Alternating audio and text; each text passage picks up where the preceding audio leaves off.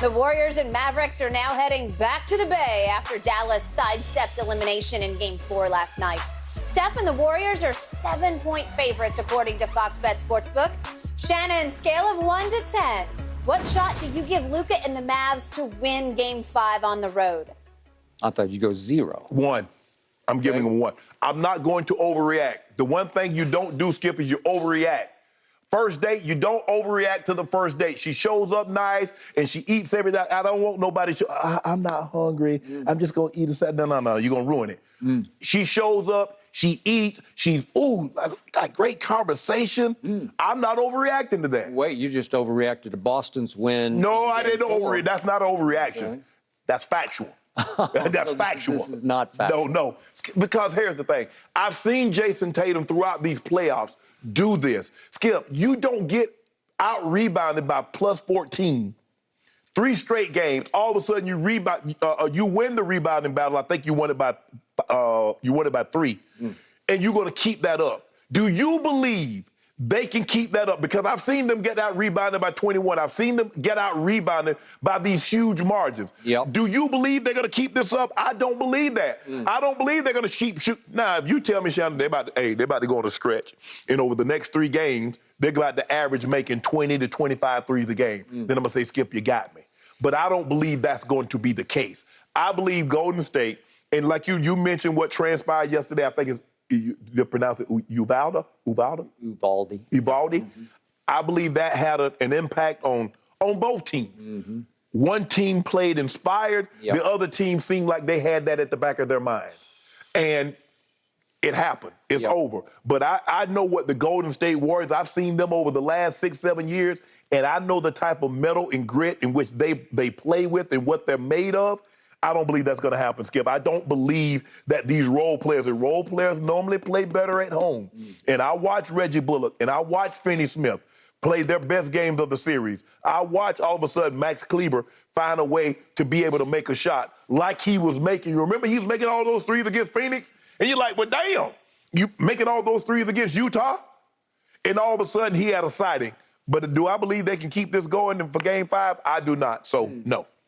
How much mettle and grit did the Golden State Warriors display back in 2016 in games 5, 6, and 7 who's versus LeBron? the Cleveland Cavaliers? I want to know who's LeBron for the Mavericks. You just told me that Luka equals LeBron. You just made the whole case. You said he's right there. I'm just going by what the Hall of Famer told me. That was LeBron in year 13, year 14. That is not LeBron in year 4. LeBron in year 4, I don't know if LeBron in year 4 is able to lead that kind of comeback. LeBron in year 14, with no doubt in my mind. Help me out. Is Kevin Durant still a Golden State Warrior? No, he's not. I don't completely trust the Golden State Warriors if you push them back into a corner where they have to come out swinging and they have to match fire with fire. They have to fight fire with fire, where you go punch them in the mouth. The Mavericks did it in Game 2. They punched them right in the mouth. In fact, Lil Wayne texted me. He went to the Game 2 up on Saturday night in Golden State, in part because his son Cam is a huge Steph fan. But the point is, he texted me early on. He says, this does look like Baby Bird. You know, because remember, he just went crazy out there. He had a rare hot hand. Didn't Wayne and Mark Cuban, didn't they patch things up? Isn't everything all better now? We think so. Okay. We think so. But it's because Mark was the guy who made the first move to say, let's make peace here, and invited him to a game. And in part, Wayne went because Cam loves Steph. So, but that's fine. So I think it's back on course. Okay, we're good. I think now Wayne is better with Luka also. Okay. So that has potential to be a bond. I wouldn't be surprised if he had a Luka jersey on the next video. He well might. You never know. But the point is that Luka came out firing, and it backed Golden State into a corner. Right. But Luka needed to come out in the third quarter and keep it up, and he could not keep it up.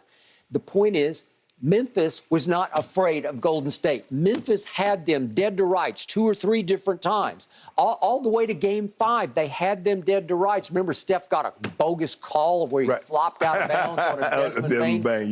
Yeah, and that would have changed the game because all of a sudden with 2 minutes left, Desmond Bain would have put them up 1, and all of a sudden he goes to the free throw line, makes it, and they're down 3. Correct. And that was basically the turning point in that game. Okay. But Memphis never backed down. Memphis didn't have jaw for the last 3 games, or that could have been a very different tale to be told. Right. But the point is, You have to challenge Steph. You have to make him make threes to match you instead of front run. If you let them front run in that building, it will go completely crazy.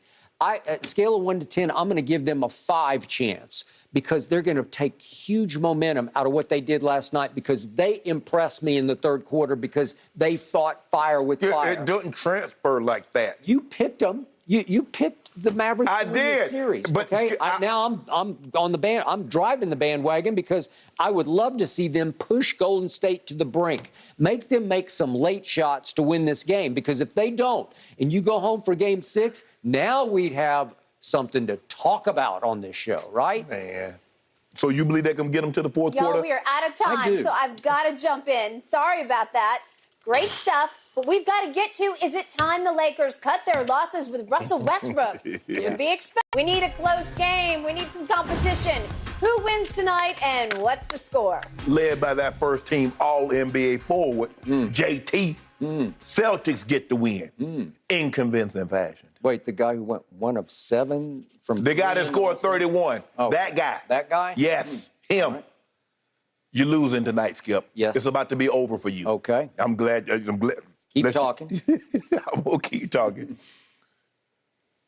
Boston, when they take care of the basketball, these games aren't close because Miami struggles scoring in the half-court set.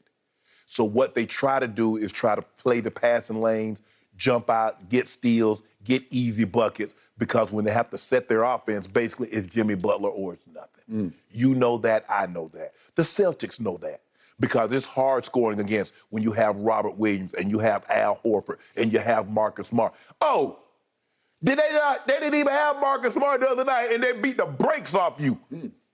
So what happens if he comes back and lock it down?